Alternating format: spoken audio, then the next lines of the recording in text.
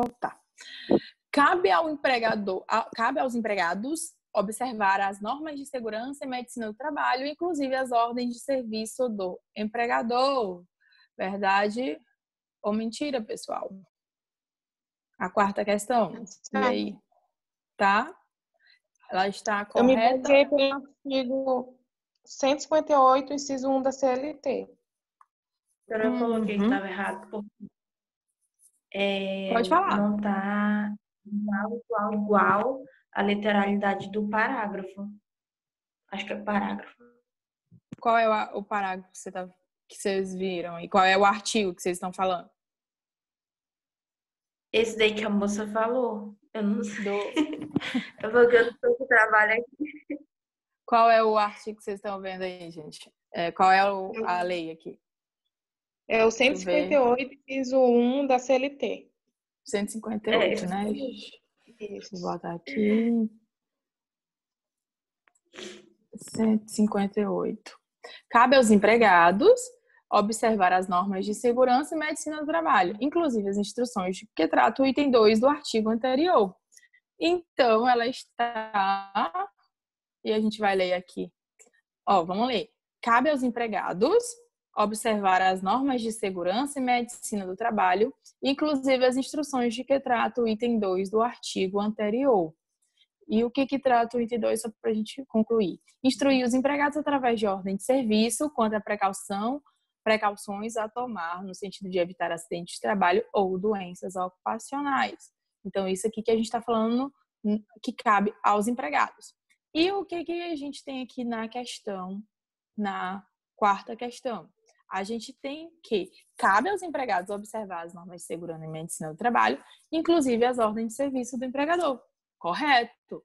Porque ele fala aqui, até o artigo aqui que a gente citou, que é o 158, inciso 1, faz referência direto à ordem de serviço quando ele trata do item 2 do artigo anterior.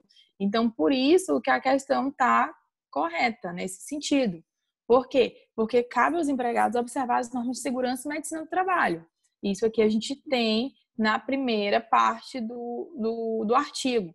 E a segunda inclusive, as ordens de serviço do empregador. E essas ordens de serviço do empregador são o quê? São o inciso 2º do artigo 158. Então, eu tenho dois artigos, né? O 157, desculpa. Eu tenho 2 artigos aqui no mesmo parágrafo. Eu tenho este, mas aí você não entendeu, você colocou naquele outro sentido. Por quê, Raíssa? Porque não estava completa em que sentido? Porque não estava completo, porque aqui está inclusive as ordens do serviço do empregador. E lá no parágrafo próprio desse estava inclusive as instruções. Entendi. Mas deu para entender agora por que as ordens estão certas? Porque quando você vai aqui para o inciso 1º, o inciso 2 do artigo anterior, você tem aqui, instruir os empregados através de ordens de serviço. Quando você fala aqui, inclusive as instruções de que trata o 2 aqui, essas instruções é como se fossem as recomendações, entende? Não é nesse sentido de ser o instrumento normativo, como se fosse uma resolução, um instrumento, um decreto, não é nesse sentido. Essas instruções aqui que tem, inclusive as instruções, inclusive as recomendações, inclusive as ordens de que trata o artigo 2º, o inciso 2º. Então, aqui, quando é que tem que? Instruir os empregados e eles vão ser instruídos como? Através de ordens de serviço. Aí, aqui a gente tem a forma que tem que acontecer desta instrução, dessa recomendação, através de ordens de serviço. Então, por isso que, no caso, aquela afirmação está certa, porque ela juntou esta primeira parte aqui do inciso, a observar as normas de segurança e medicina do trabalho, inclusive instruir os empregados através de ordens de serviço. Então, por isso que ela está certa, porque aqui, nesse sentido da instrução, é como se fosse uma recomendação, instruções que tratam o inciso 2. E quais são as instruções? Ela é uma instrução através de uma ordem de serviço. Por isso que está a ideia aqui da ordem de serviço e que aquela afirmação da questão está certa. nesse sentido. Deu para entender? Conseguiu perceber essa interpretação? Porque a questão aqui, gente, são as interpretações dessas questões e do que está sendo falado aqui. É tipo a primeira questão. Ali, a primeira questão era uma interpretação para saber que exclusividade é diferente de impedimento contratual. E aqui é a mesma forma. Inclusive as ordens de serviço do empregador. Então, onde é que eu tenho essas ordens de serviço? Está lá no outro artigo, no outro inciso, porque eu falo lá instruções do artigo, do inciso 2 do artigo anterior. Então, no artigo anterior me fala a ordem de serviço. Então, por isso, ela está correta, tá? Nesse sentido, porque cabe aos empregados observar as normas de segurança e medicina do trabalho, inclusive as ordens de serviço do empregador. Então, é nesse sentido que está, por isso que está correta. Agora, Francisco, você falou que estava errada esta, quarta ou a terceira? Ou se você achou que estava errada a quarta, deu para entender por que está certa? Alguma dúvida? Enquanto a quarta questão, alguma dúvida? Foi a quarta que você falou que estava errada, mas deu para entender agora por que está certa?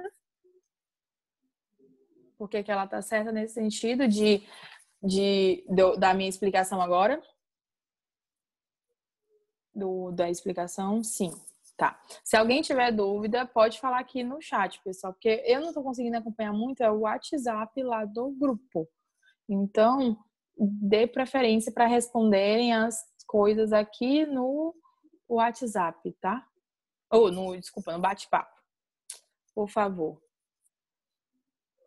Aí a gente vai agora para a quinta questão. O que tem a quinta questão? É exigida a anotação do contrato de estágio na CTPS do estudante para que não fique configurado o vínculo trabalhista com a parte concedente. E aí, pessoal, tá certo ou tá errado? Errado.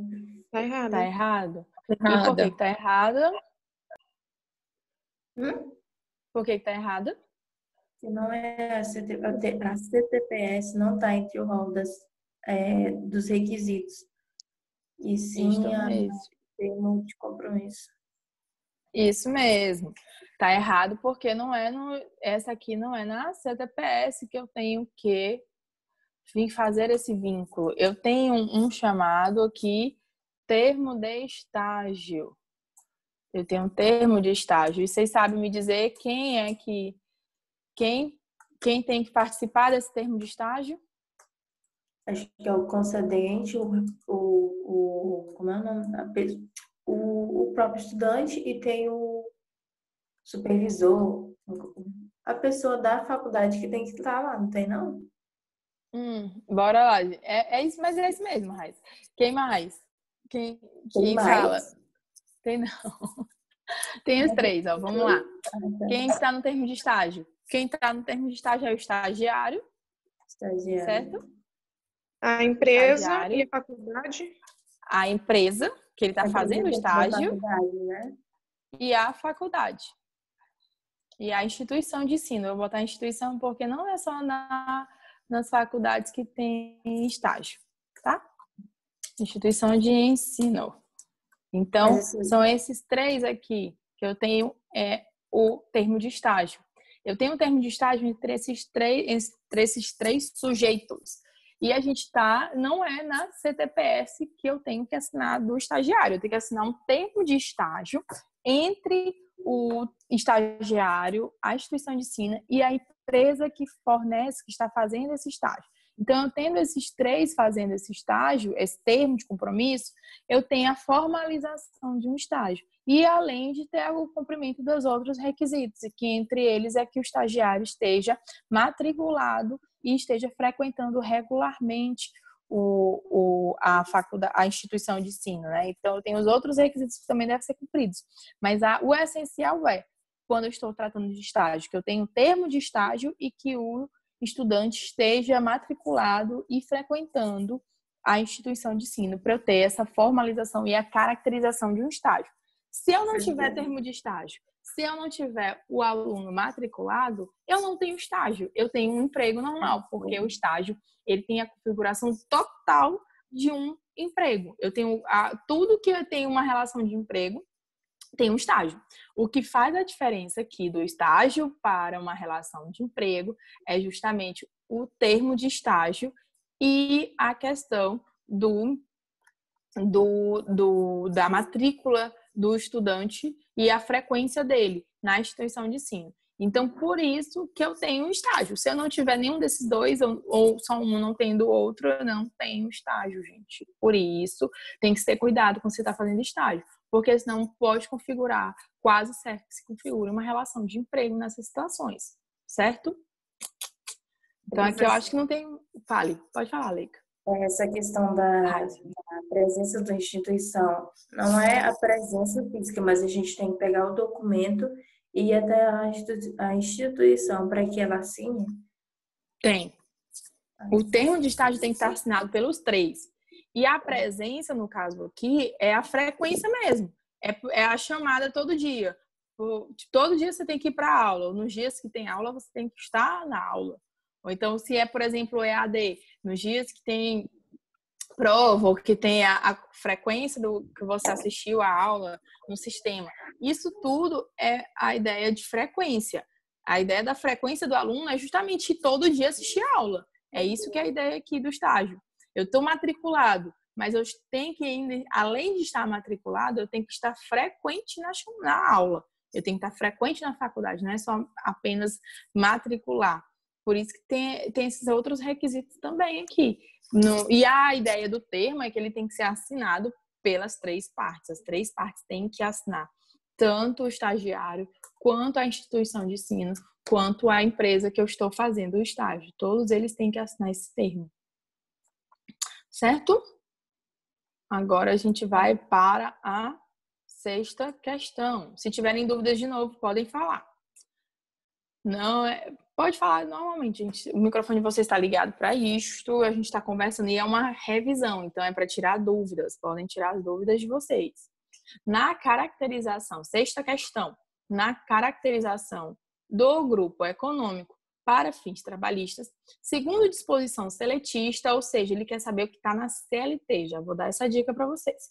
Então, a segunda disposição seletista, é necessária a demonstração do interesse integrado, a efetiva comunhão de interesses e a atuação conjunta das empresas dele integrantes. Está certo ou está errada, gente? A 6ª questão. Vamos lá. Certo. Essa Cortou. Eu não estou te ouvindo direito. Essa 6ª questão eu fiquei com muitas dúvidas, então eu não vou nem responder, professora. Eu vou esperar a senhora explicar novamente. Eu não entendi, gente. Alguém falou aqui e cortou todo o som. Alguém estava falando, estava dando interferência. Eu não entendi. Eu tô falando. Essa 6ª questão eu não vou nem responder porque eu vou esperar a senhora explicar novamente porque eu fiquei com as dúvidas nela. Entendi. Agora, alguém falou mais alguma coisa? Entendi agora, Virginia. Alguém falou mais alguma coisa? A Raíssa falou e cortou tudo. Fala novamente, Raíssa. Raíssa, você tá... Raíssa? Será que ela caiu a tela? Mas aqui, gente, é o que tem? É a literalidade da lei do grupo econômico. Mas a gente pode explicar um pouco aqui o que é grupo econômico, certo? Que essa que é a ideia aqui. Mas aqui ele quer saber segundo a CLT. E a CLT tem um artigo que fala sobre grupo econômico, que a gente vai já ver qual é. Mas o que ele está trazendo aqui que é a ideia? Vamos ver aqui para a gente comparar com o artigo lá da CLT e aí a gente vai falando lá também, conversando sobre o grupo econômico, como é que se configura. Na caracterização de um grupo econômico para fins trabalhistas, grupo econômico, gente, o que é um grupo econômico? É a junção, a formação, a união de mais de uma empresa. Eu estou juntando mais de uma empresa. Aí eu vou juntar mais de uma empresa. Isso é grupo econômico, só para ter ideia. Bora lá. Agora vamos falar o que a questão está falando. É necessária a demonstração do interesse integrado, a efetiva comunhão de interesses e a atuação conjunta das empresas dele integrantes. A gente tem 3 requisitos aqui que estão falando o que é. Agora vamos lá na CLT para ver o que a CLT me fala sobre grupo econômico. Onde é que está grupo econômico na CLT? A CLT, na CLT está lá no artigo 2º, parágrafo 3º. Artigo 2º, parágrafo 3º. É isso que vai falar o que é grupo econômico.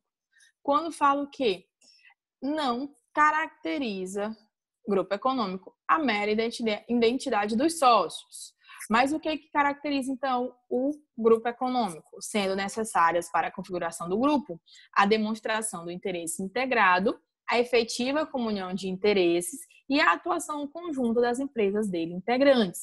Então, essa quarta questão, é a quarta, né, que a gente está tratando agora? Ou é a quinta? A sexta questão, desculpa.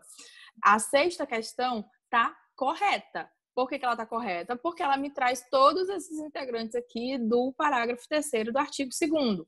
E é isso mesmo que é um grupo econômico. E eu vou já explicar para vocês o que é.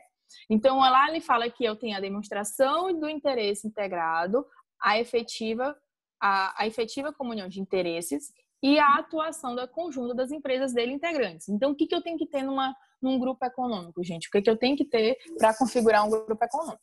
A ideia primeiro eu tenho que ter aqui que eles participam, eles estão todos voltados para um único objetivo. Quando eu tenho um grupo econômico, eu tenho um objetivo em comum. Esse objetivo em comum é o quê? É o crescimento do grupo. Se eu tenho um grupo, eu vou fazer com que as atitudes, com que as atividades, com que aquelas tomadas de decisões que eu tenho de cada empresa andem em conjunto. Por isso que a ideia aqui é a atuação conjunta das empresas deles integrantes. Então, eu sempre vou fazer a minha empresa andar em conjunto com a empresa, por exemplo, do seu Juscelino, com a empresa do Douglas, com a empresa da Virgínia, da Raiz. Eu tenho 5 empresas que estão juntas. Essas 5 empresas, elas podem ter ramos de atividades diferentes, podem ter sócios diferentes, cada um é dono de um, mas elas estão atuando em conjunto. Por quê? Porque a decisão que eu tomo em A não prejudica a B, faz auxiliar. Eu estou ajudando, eu estou conciliando essas tomadas de decisões. Eu estou atuando em conjunto para que beneficie o crescimento do grupo, para que beneficie o crescimento de uma empresa em prol das outras. Eu tenho um interesse integrado. A gente percebe que as empresas, elas estão andando junto, elas têm um interesse, elas querem crescer, elas querem produzir, crescer esse grupo econômico. E efetiva comunhão de interesses é sempre a questão de união. Agora, o que acontece aqui com o grupo econômico? Ele tem essa ideia de união, de um só. Não é um único CNPJ. São várias empresas que estão juntas e estão querendo crescer juntas. Elas se juntaram para que elas tenham maior força no mercado. Essa que é a diferença, gente. Aqui, quando eu trato de um grupo econômico, por isso que tem que ser um objetivo, uma atuação conjunta, um objetivo comum, uma demonstração de interesse integrado. Por quê? Porque pensem, se você está no mercado individualmente, você tem menos força do que se você tomar uma decisão com 5 empresas ao mesmo tempo. 5 empresas tomando a mesma decisão, fazendo o mesmo papel para crescer, tem mais impacto e mais força do que uma empresa isolada. Então, é essa que é a ideia aqui do grupo econômico. Eu vou me juntar para ser mais forte dentro do mercado. Eu vou me juntar para tomar decisões que todas essas empresas consigam crescer. Então, é essa que é a ideia do grupo econômico. Porque a ideia, porque que é o normal de uma empresa, o normal de uma economia, o normal de um comércio é o quê? A concorrência. Eu entro numa empresa, eu crio uma empresa, eu estou concorrendo com outra empresa daquele mercado, daquele setor econômico, daquela atividade econômica. Então, se eu tenho concorrência, eu estou batalhando mesmo, eu estou indo contra aquela outra empresa. Agora, se eu tenho um grupo econômico e esse grupo econômico tem várias empresas que elas se juntam e elas estão andando juntos, elas estão querendo aumentar a sua presença dentro de uma atividade econômica, de setor econômico, elas estão se juntando, elas estão tomando decisões juntas para ela ter mais poder do que uma empresa pequena, para eu ter conseguir maior amplitude no mercado. Então, isso, a ideia do todo, do juntar tudo, para ter essa força, que é a ideia do grupo econômico. Então, na lei, a gente tem essa ideia da integralidade, do conjunto, da atuação conjunta, da comunhão de interesses. E na jurisprudência, é a mesma ideia. Eu tenho que ter Eu não preciso ter uma empresa que tome conta das outras. Eu preciso ter uma conjunção de ideias, uma concretude de atividades da mesma forma que essa tomada de decisões beneficie a todo o grupo econômico, a todas as empresas. E isso tem que ser só demonstrado. Deu para entender grupo econômico? É a ideia do todo. Eu estou me unindo às empresas para que todos cresçam. Eu estou com um objetivo em comum com elas. Eu não quero agora concorrer uma com a outra. Eu quero que todas cresçam. Eu estou tentando fazer com que todas cresçam. Deu para entender? Grupo econômico. Essa é a ideia do grupo econômico. Vocês pensam em grupo econômico, gente, sabe quem, por exemplo? A Unilever. Unilever é o quê? É a dona da Nestlé, ela é a dona da Johnson, ela é dona de vários segmentos, até de outros ramos alimentícios que tem a ver com o grupo econômico. Outro grupo econômico que trata da mesma atividade, dos mesmos, como é que se fala? Do mesmo setor de atividade econômica, a Ambev. A Ambev é um grupo econômico. Ela tem dona de várias marcas, de várias indústrias, de várias empresas que tem vários CNPJs. Mas ela deve ter um CNPJ só, a Ambev. Então, ela administra todas essas outras. Então, ela tem o quê? Um interesse em comum. Ela administra Brahma, Skol, Antártica, todas essas outras, várias outras marcas de cerveja. Então, assim, ela tem um centro que ela vai administrar as outras empresas, mas são empresas independentes. Mas ela não quer, ela não, no caso, não está concorrendo uma com a outra. Elas têm um interesse em comum, que é o interesse do crescimento. Mas elas podem competir uma com a outra, fazer propaganda e tudo. Mas existe um grupo econômico que tomam decisões que querem o interesse comum, que é o crescimento de todas essas marcas, todas essas empresas. É isso que é a ideia do grupo econômico. Eu tenho várias empresas pensando junto. Várias empresas pensando junto. Um único interesse, crescimento. Certo? É isso que é a ideia do grupo econômico. E para a ideia da CLT, grupo econômico demonstração de interesse integrado, efetiva comunhão de interesses e atuação conjunta das empresas dele integrantes. Então, aqui na sexta questão, a gente tem aqui o artigo 2º, parágrafo 3º. Artigo 2º, parágrafo 3º. Poxa, aqui, volta aqui. Artigo 2º, parágrafo 3º. É isso que a gente tem aqui na sexta questão. Aí a gente tem agora a sétima. Vocês já leram a sétima? Qual é a resposta? Trabalhador temporário é, por natureza, efêmero. A despeito disso, após 60 dias do fim do contrato temporário, o trabalhador pode ser colocado à disposição novamente da mesma tomadora? E aí? Está certo ou errado? Errado porque são 90 dias. Isto mesmo, errado porque são 90 dias. E isso aqui também é literalidade da lei, só que aqui é uma lei específica. É a lei do trabalhador temporário. O trabalhador temporário tem uma lei específica, gente. Qual é a lei do trabalhador temporário? 6.019/74. E o que é o trabalhador temporário, gente? O trabalhador temporário é aquele que trabalha por um período determinado. Eu estou trabalhando por um período X de tempo, período X de dias. E isso é o que a própria lei já me fala qual é esse período, de 180 dias. Então, eu tenho 180 dias para trabalhar para aquele trabalhador. Não posso trabalhar mais do que 180 dias. É 180 dias prorrogados por mais 90 dias. Aí eu tenho esse período de 180 dias trabalhando. Terminei esse meu contrato de trabalho, quando eu vou poder trabalhar novamente para aquela mesma empresa e no mesmo formato de trabalho temporário, como vocês disseram, 90 dias após. Então, o erro está aqui nos 60 dias. Não são 60 dias, são 90 dias. E a explicação está lá no artigo 10, parágrafo 5º da Lei 6.019 de 74. Alguma dúvida sobre o trabalho temporário? trabalho temporário tem que estar configurado, todos esses requisitos dele estão lá na Lei 6.019/74. Eu tenho uma empresa específica que me presta serviços de trabalho temporário. Eu tenho um trabalhador específico desse trabalho temporário, que ele é contratado por essa empresa de trabalho temporário para prestar serviços para um tomador de serviço. Eu tenho um prazo máximo de 180 dias.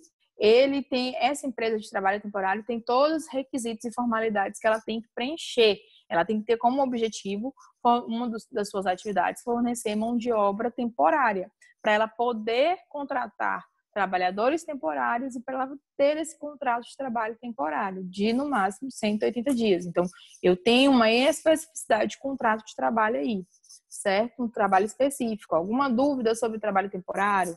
Ele tem algumas características específicas. Às vezes dá dúvida mesmo. Alguém está com dúvida? E aqui a ideia eu trabalhei os 180 dias, posso prorrogar por mais 90. Finalizou os 90. Aquela empresa quer contratar novamente. Ela vai poder me contratar aquela empresa de mão de obra novamente? O mesmo trabalhador? Não. Tem que passar 90 dias para aquele mesmo trabalhador trabalhar para aquela primeira empresa que o contratou. Então, tem que esperar esse período. E, no caso, não são ali, como está na questão, 60 dias. São 90 dias de intervalo entre uma contratação e outra. Essa aqui que é a diferença. Eu tenho aqui, não 60, eu tenho 90 dias. E onde é que está essa previsão? Está lá no parágrafo 5º, artigo 10º da Lei de Trabalho Temporário. Trabalho temporário é uma lei específica. Tudo bem? Alguma dúvida? Alguma situação do trabalho temporário? Se tiverem, falem, pessoal, que a gente está revendo as situações. Aí a gente vai aqui para, então, a 8ª questão.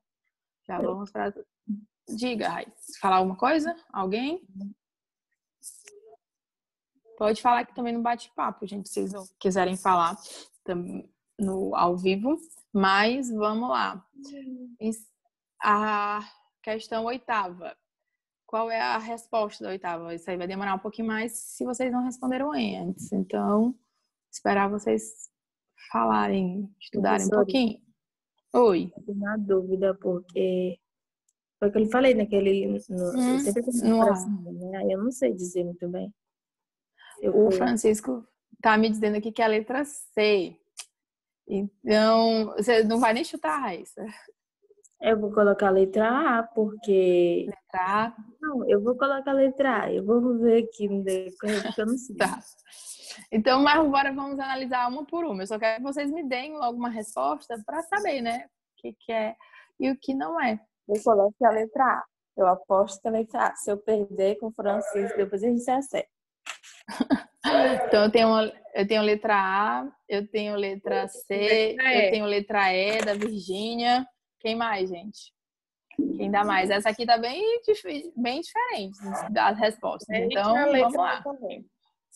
Qual letra, Leica? Letra E. Letra E? Letra E, a Maria tá dando letra B. Aqui eu tenho um iPhone, que eu nunca sei quem é o iPhone, dando a letra E. Então, eu tô com várias opções, gente. Então, tá eu botei a B também. A B também, né? Rafael, você que é o iPhone, tudo bem. Não sabia que tá só iPhone. Mas o Douglas tá colocando também letra E. Eu tô tendo aqui 1, 2, 3 letra E. C, uma letra A, que foi a Raíssa, não é isso? A Milene também tá dando letra E. Tá dando mais letra E até agora, mas eu tive também letra C e letra B. Vamos lá, então, responder aqui para ver o que é. Vamos lá falar, gente.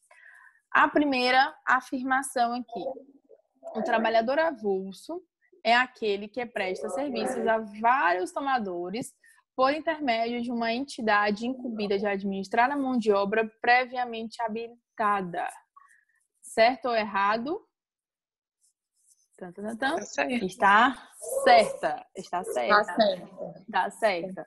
Está certa. Então, a primeira questão aqui está certa. Eu vou botar verdinho porque eu estava botando amarelos errados. Então, o trabalhador avulso. O que é avulso, gente? Avulso é aquele que não presta serviço de maneira contínua e presta serviço para vários tomadores de serviço. É aquele que presta serviço a vários tomadores de serviço por intermédio de uma entidade incumbida de administrar a mão de obra previamente habilitada. Quem é essa entidade? O sindicato. Eu tenho trabalhador avulso quando eu tenho um sindicato intermediando, por isso que é intermédio, ele não contrata. Eu não tenho contrato de trabalho, eu tenho um intermédio de contratação, uma intermediação. O sindicato tem um controle, administra a mão de obra que desses trabalhadores que vão lá se registrar no sindicato e ele vai ter todo esse registro desses trabalhadores e de como e qual vai ser essa contratação. Ele vai intermediar, então ele vai negociar com o tomador de serviço como vai ser essa prestação de serviço. Então, a primeira está correta. O trabalhador avulso é aquele que presta serviços a vários tomadores, que é por intermédio de uma entidade incumbida de administrar a mão de obra previamente habilitada. A primeira está certa. A número 2, vamos ver se a 2 está certa.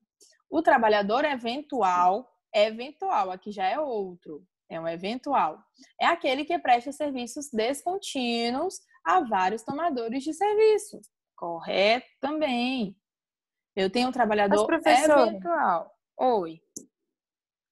Professora, a questão não está tratando sobre os portuários não são avulsos? Mas o trabalhador avulso e portuário, ele é um tipo de trabalhador eventual. Não é um tipo. Ele tem como característica ser eventual. Aqui, ó. Até a primeira questão aqui já fala. Ó. O trabalhador avulso é aquele que presta serviços a vários tomadores. Se eu presto serviço a vários tomadores, eu presto serviços de maneira eventual.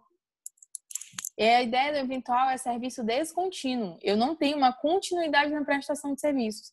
Acabou aquela demanda, eu vou para outro trabalhador, mas não me impede de voltar para aquele trabalhador, para aquele mesmo empregador que eu fui contratado primeiramente.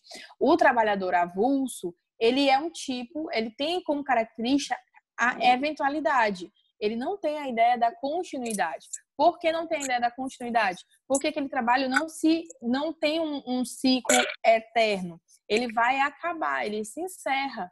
Ele tem uma previsão quando acaba a demanda do serviço. Então, se eu acabou a demanda do serviço, eu tenho a ideia de não eventual, de ser um trabalho quase como se fosse um trabalho por prazo determinado. Só não é determinado porque não está estipulado lá. Você vai trabalhar só por 90 dias, não tem isso. 50 dias, 10 dias, não tem essa especificação. Por isso que não é prazo determinado. A ideia aqui do eventual é que ele trabalha de forma descontínua. E o trabalhador avulso trabalha de forma descontínua. E há vários tomadores de serviço. O trabalhador avulso, ele tem como característica ser eventual. É um tipo de trabalhador eventual.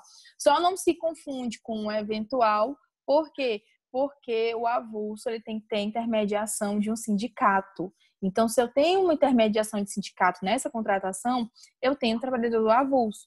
Agora, se eu não tenho o eventual, quem são os trabalhadores eventuais normais, gente? É um pedreiro, um padeiro, um carpinteiro, essas pessoas que vêm prestar serviço de maneira eventual. Aparecer um serviço, ele vem atender essa demanda de serviço. Isso é ser eventual. Só vem trabalhar quando tem uma demanda. E isso é a ideia do trabalhador avulso.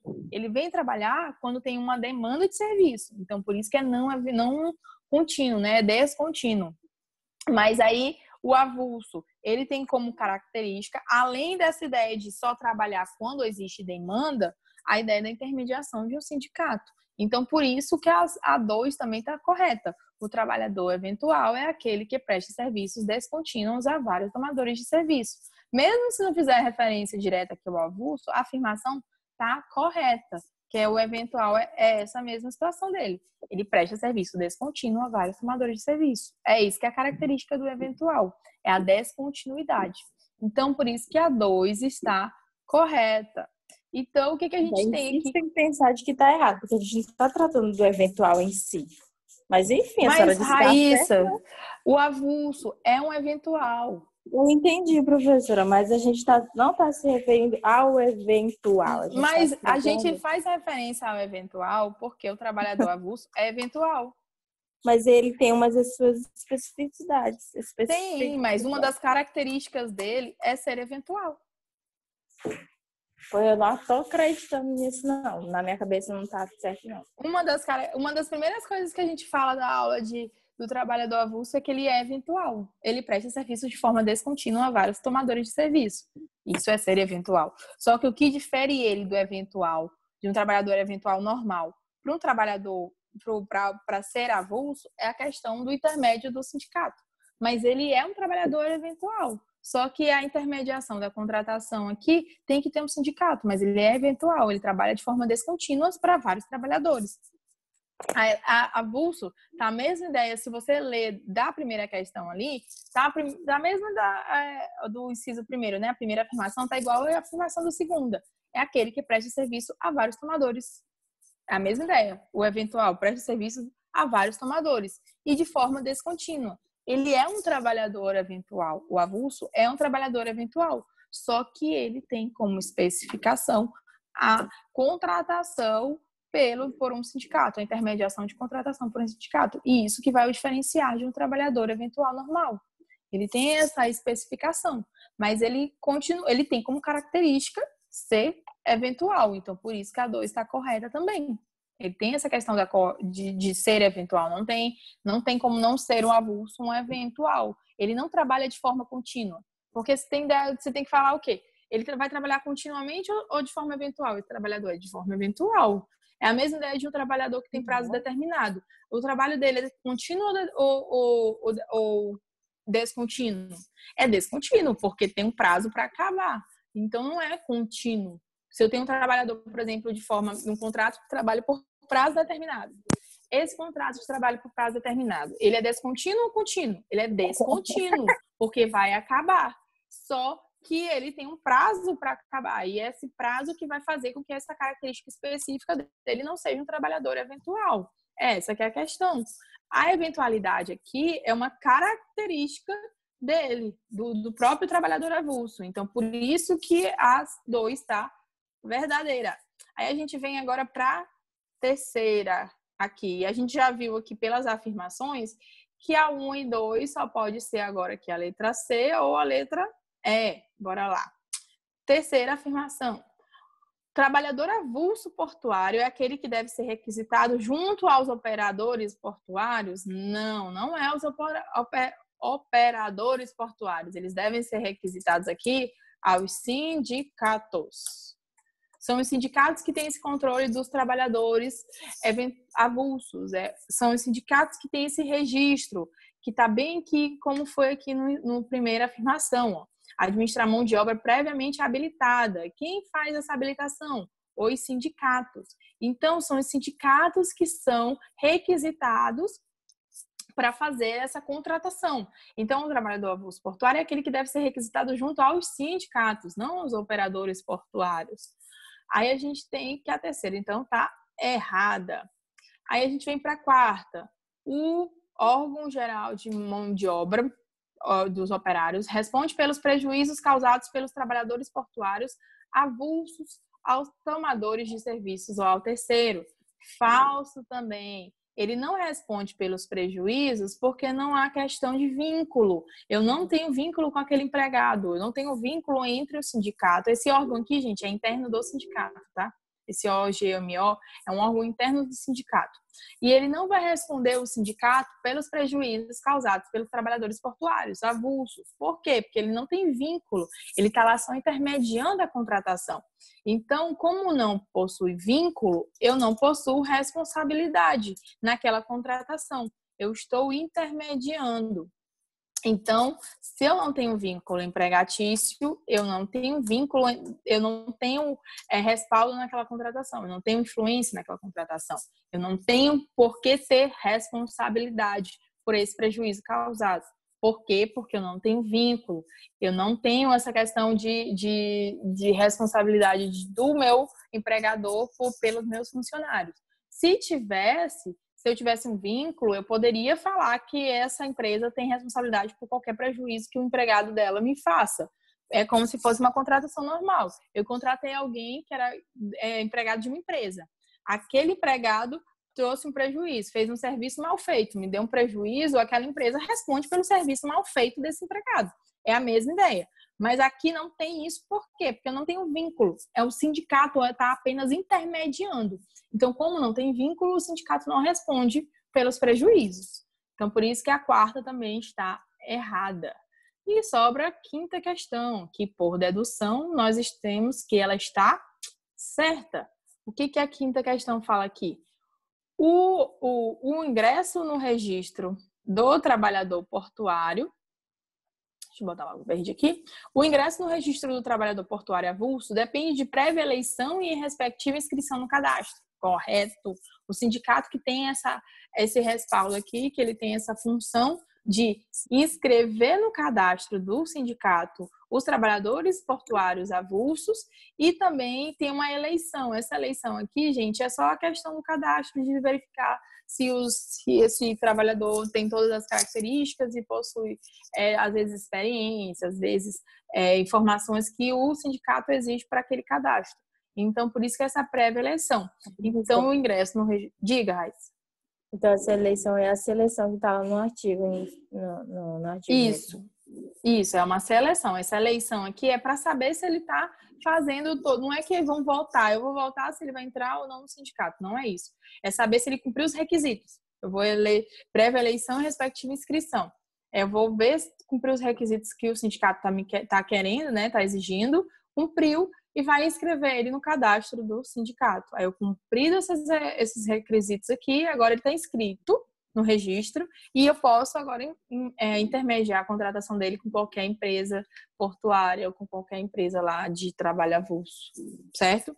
Então, aqui a gente tem que a oitava questão, ela tem... Ver se tem força. O que, gente? Não entendi o que você está falando. Se o trabalhador tem força, Francisco, é isso? Se ele tem força para trabalhar? Ele está passando por um teste, né? É isso que você está querendo falar? Eu acho. Aí, a prévia eleição. Ah, tá. Pode ser também, se ele consegue trabalhar, se ele tem experiência para isso. Aí a gente tem aqui, então, que a oitava questão é a letra E. Parabéns a quem acertou a letra E. Mas essa aqui que é a questão da letra E. Aí a gente vem para a nona questão agora. Referente ao trabalho voluntário. Deixa eu ver se atualiza aqui atualizou. Referente ao trabalho voluntário. Vou dar um tempo para vocês lerem aí e me falarem a resposta. A nona. A senhora quis colocar mútua solidariedade aqui? Aonde? Mutualidade. Como é? É mutualidade, é isso mesmo. Só tá separado. Totalmente errado. É mutualidade, é de mútuo, de comum. A Francisca me diz aqui que é a B, a nona. Quem mais? Quem dá mais? Nono, letra C. Letra C. Ali que é a letra C. Vamos lá, gente. Também está na letra C. Também está na letra C. Então, eu estou entre a letra aqui B e C até agora. Quem mais? C. C também, da Maria. Respondi a letra A. O seu Juscelino foi para A. Então, a gente já tem A, C também. Então, a gente está entre A e a C, certo? E só o Francisco está na B. A, C e B. Vamos lá, então. Uma por uma. Vamos lá saber. Deixa eu ver se tem algum falando aqui. Não. Vamos lá. De acordo com a Lei 9.608 de 98, considera-se serviço voluntário a atividade não remunerada prestada por pessoa física à organização da sociedade civil de interesse público ou à instituição privada de fins não lucrativos que tenham objetivos cívicos, culturais, educacionais, científicos, recreativos ou de assistência social inclusive mutualidade. Eu vou abrir aqui com vocês a lei, que é bem específicazinha já ela, que ela já me fala aqui, e a gente já lê e vocês já sabem, já vão tirar essa dúvida. Vamos lá aqui abrir a lei com vocês. Aqui. Então, eu vou ler só mais uma vez aqui a questão, só para reforçar, só para a gente ver o que está falando. Aí a gente vai para a lei. De acordo com a lei, considera-se o serviço voluntário atividade não remunerada prestada por pessoa física à organização da sociedade civil de interesse público ou a instituição privada de fins não lucrativos que tenha objetivos cívicos, culturais, educacionais, científicos, recreativos ou de assistência social, inclusive mutualidade. A gente tem um artigo aqui que dispõe sobre o trabalho voluntário. Stop sharing aqui. E aqui vamos para o artigo. Ele vem me falar o quê? Que segundo a lei aqui, ó, a própria lei já me fala, considera-se serviço voluntário para fins desta lei, atividade não remunerada prestada por pessoa física à entidade pública, aqui é só pública de qualquer natureza, ou à instituição privada de fins não lucrativos que tenham objetivos cívicos, culturais, educacionais, recreativos ou de assistência à pessoa. Então, aqui vai a mais, aqui está menos. Lá no que a gente tem na nossa questão, tem mais informações que o necessário. Então, eu vou comparar aqui com vocês para a gente ver o que é, que tenha mais. Então, considera serviço voluntário a entidade não remunerada. Até aqui está certa. Prestada por pessoa física. A entidade pública não é a organização da sociedade civil. Aqui que está o erro. Certo? Sim. Aqui, ó, é entidade pública de qualquer natureza. Porque aqui a organização de sociedade civil é um tipo de entidade pública.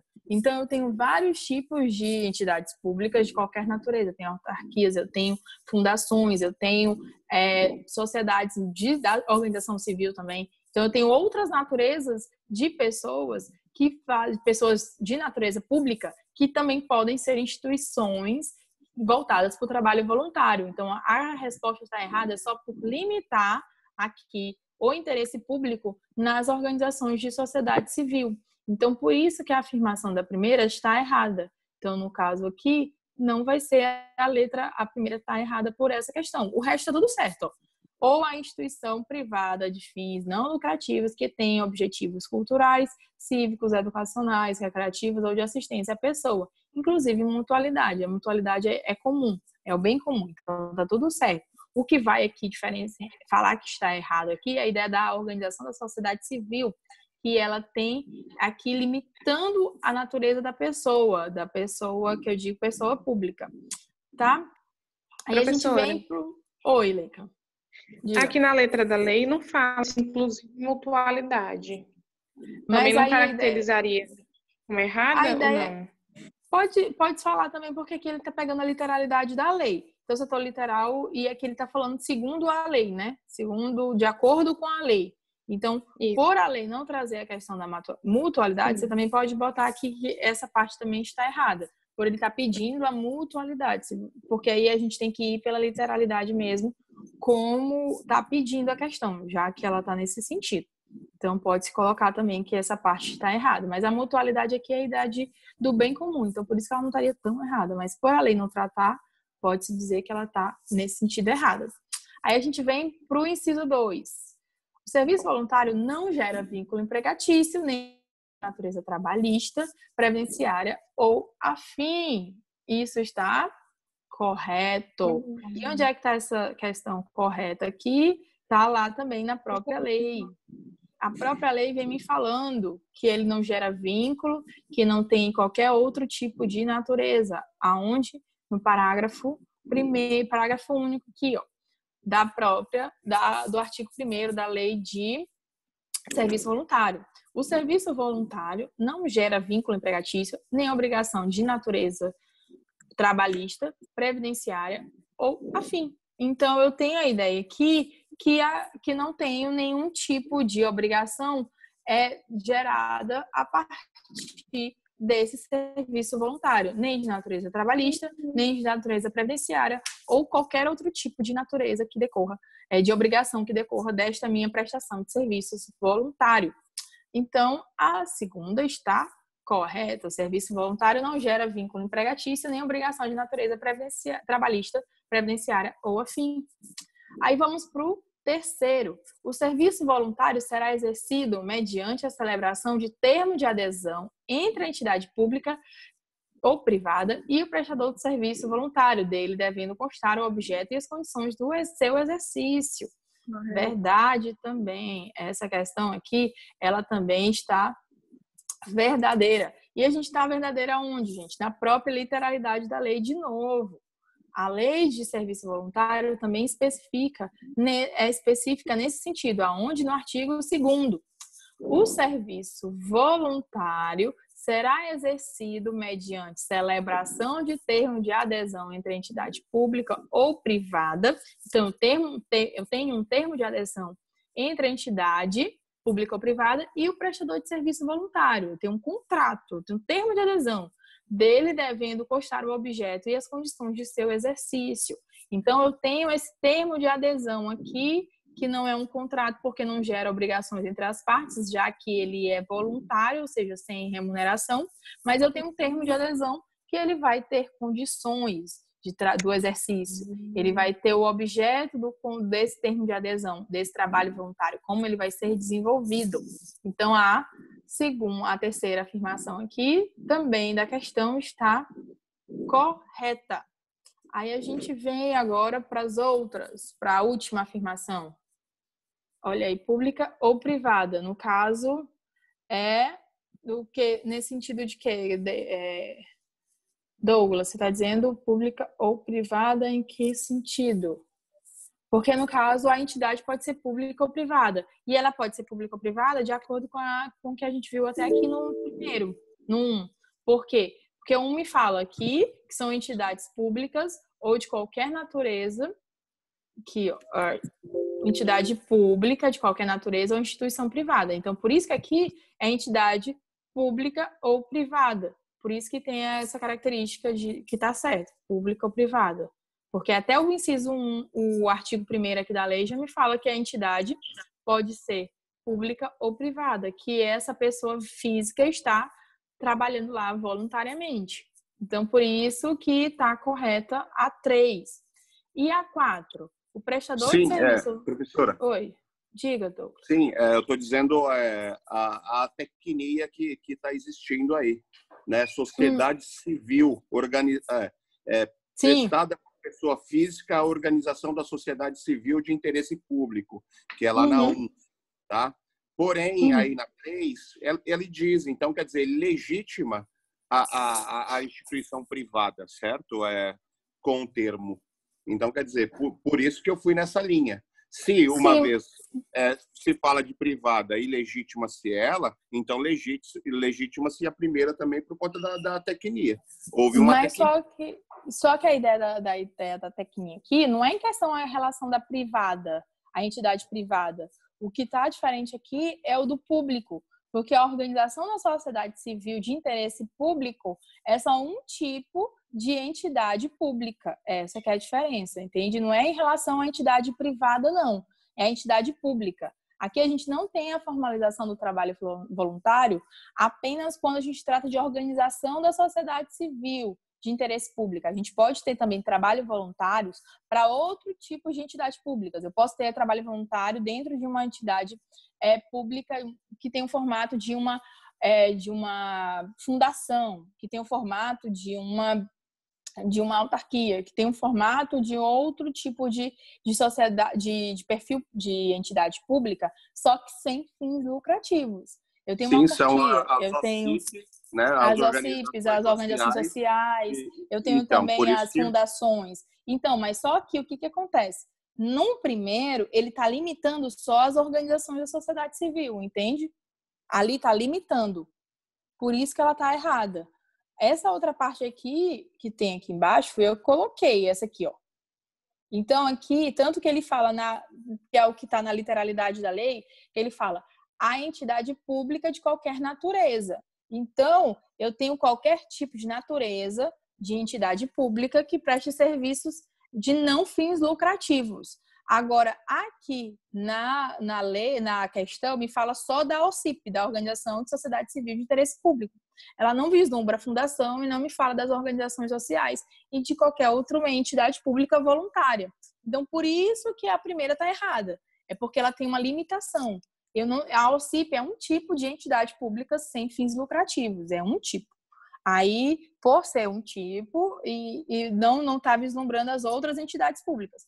Agora, se, por exemplo, aqui em cima tivesse assim, prestação por pessoa física a entidade pública ou privadas de fins não lucrativos, aí estaria correta, porque eu estaria tendo essa mesma ideia aqui, ó, atividade pública ou privada, entidade pública ou privada sem fins lucrativos. Mas aqui não.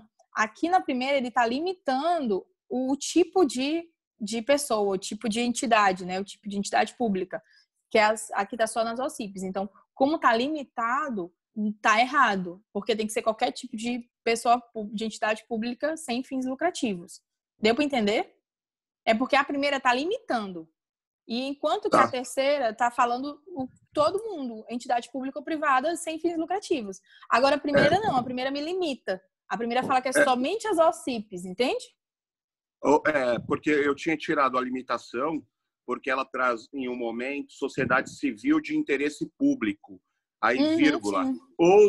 Ou a instituição privada. Ou as instituições privadas de fins não lucrativos. Então, quer dizer, ele enquadra também, no outro momento, uma outra também. Então, quer dizer, ele não limitou, ele trouxe as duas. Mas só que a limitação é feita porque ele pede de acordo com a lei, entende? Sim, ok. De acordo com a lei. Tudo bem. É de acordo com a lei. A limitação é de acordo com a lei. A limitação então, não é porque é o tipo lá. A limitação é por conta da lei. Eu tô pedindo... Porque quando ele fala de acordo com a lei tal, ele quer o que é que a lei tá falando. É tipo quando agora a senhora me explicando mostrou, o negócio da agora a senhora me mostrou social. Realmente onde é. De acordo com a lei. É de acordo com a lei. Eu quero a literalidade. A lei não reza dessa mesma forma. Ela reza diferente. Por isso que eu tô falando. É por isso que eu tô sempre falando da literalidade. Eu falei sempre na lei tá assim, na lei tázinha, porque é a lei que pede. A lei, eu tô tentando traduzir o que a lei tá falando. Se eu não tivesse falando, se eu não tivesse pedindo a especificação, tanto, ela poderia estar errada também, porque tá limitando. Agora, porque ela poderia falar como exemplo a OCIP e a instituição privadas, uma fundação privada. Mas eu tô limitando, essa que é a ideia da limitação. Eu tenho a limitação tanto da lei quanto de uma instituição específica. Entendeu agora? Mas é a lei que está limitando ali, porque é de acordo com a lei. Então, eu tenho que saber o que a lei está falando. A lei está me falando o quê? Que são entidades públicas e não somente as OCIPs. Entendi, sim. Sim, senhora. Obrigado. De nada. Gente, é para não ficar na dúvida. É justamente para vir tirar essas dúvidas aqui, que nem tipo agora. Vocês não podem ficar com dúvidas nas questões.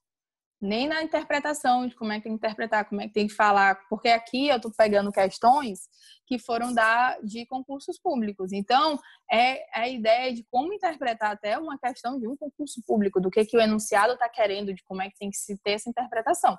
Então, por isso que se tiverem dúvidas, perguntem. O prestador do serviço voluntário deverá ser ressarcido pelas despesas que comprovadamente realizar no desempenho das atividades voluntárias. Esta aqui também está errada. Por quê, gente? Porque aqui a gente tem o deverá e a gente está aqui também tratando as questões aqui do que está na lei. A lei me fala lá no artigo dela que não é deverá, é poderá. Então, vamos lá voltar aqui e verificar aqui a questão da lei. A lei me fala aqui no artigo 3º que... Deixa eu abrir aqui para vocês um compartilhamento. Apareceu.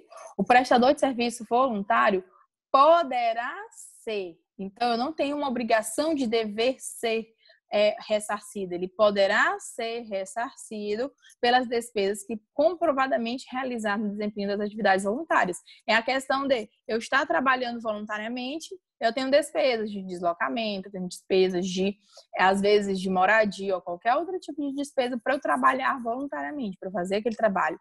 Então, eu tenho essas despesas que elas podem ser ressarcidas. Não é obrigatório. Agora, que tem essa questão aqui da obrigatoriedade. Então, por isso que a afirmação aqui, número 4, está errada. Porque não é dever o ressarcimento, é um poder. Então, o prestador de serviço voluntário poderá ser ressarcido pelas despesas que comprovadamente realizar no desempenho das atividades voluntárias. Então, aqui que está errado, é o poderá. Então, eu tenho que somente a 2 e a 3 estão corretas.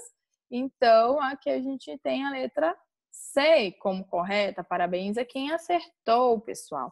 Então, a gente tem isso da questão aqui da 2 e da 3. Espero que não tenha ficado dúvidas, mas essa questão aqui, ela utilizou bem a literalidade da lei, dos artigos da lei do trabalho voluntário aqui, que é a lei 9.608 de 98. Ela foi bem literal quanto a essas questões da lei. Tudo bem? Aí eu vou fazer só um intervalo agora, tá? Para tomar uma água, que a minha garganta tá um pouquinho falhando já aqui, seca. A gente volta daqui a pouquinho no 9h50. Eu mando, vai ser esse mesmo link, gente, aqui. Não tem, se quiserem entrar no mesmo link, podem, mas eu vou já enviar novamente lá no grupo o link, tá? Não vou nem, porque não vai estar no mesmo link toda vez agora. Aí eu volto daqui a 15 minutos, tudo bem? 9h50 eu volto com vocês. Vou só tomar uma água e dar uma respirada. Qualquer coisa, mandem mensagem aqui no bate-papo também. E a aula está sendo gravada. Eu vou já